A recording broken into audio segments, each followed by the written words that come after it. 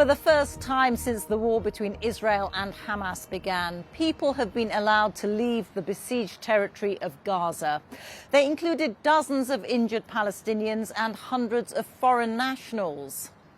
They've left by the Rafah crossing on the border with Egypt, and the injured were treated at field hospitals there. The Foreign Office says the first British nationals have crossed and that more will be taken out in stages over the coming days. People who've been trapped in Gaza for weeks began crossing the border from late morning after the territory was closed off by Israel when Hamas attacked it over 3 weeks ago. Hamas is classed as a terrorist organisation by the UK government. And in northern Gaza, there's been another airstrike on Jabalia, a day after an Israeli attack caused heavy casualties at the refugee camp there. Our international editor, Jeremy Bowen, has our first report, which contains material that you may find upsetting.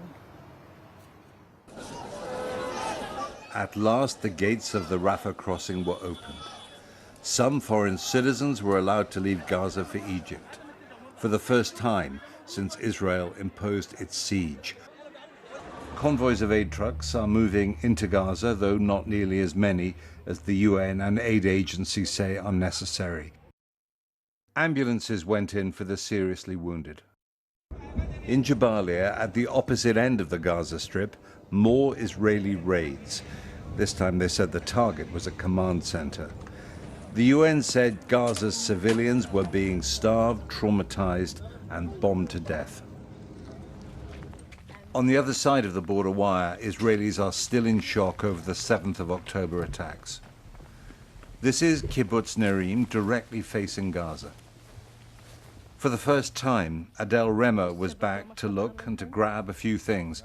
Her old hopes of peace with her neighbors in Gaza gone forever.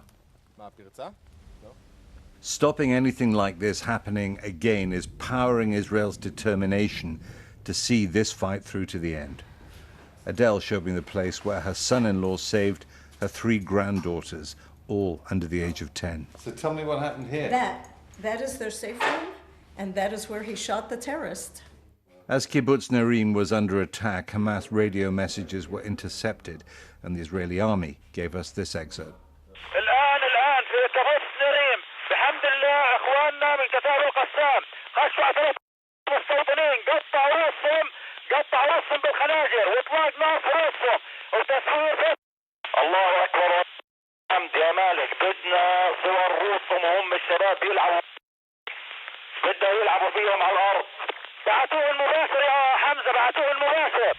The fence has been fixed. Israel's security has not. So there's no doubt there was a lot of complacency about the risks that Hamas posed to Israel, and after the war there's going to be an inquiry. But even now the Prime Minister Benjamin Netanyahu is under a lot of pressure about his responsibility for the security lapses that led to Hamas breaching the border.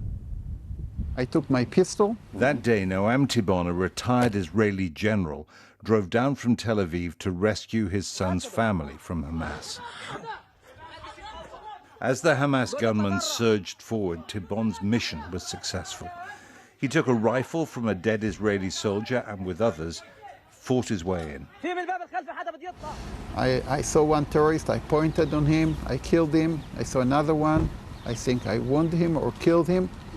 So who do you hold responsible for what happened? This is the biggest failure in the history of the State of Israel. It was a military failure, it was an intelligence failure, and it was a failure of the government.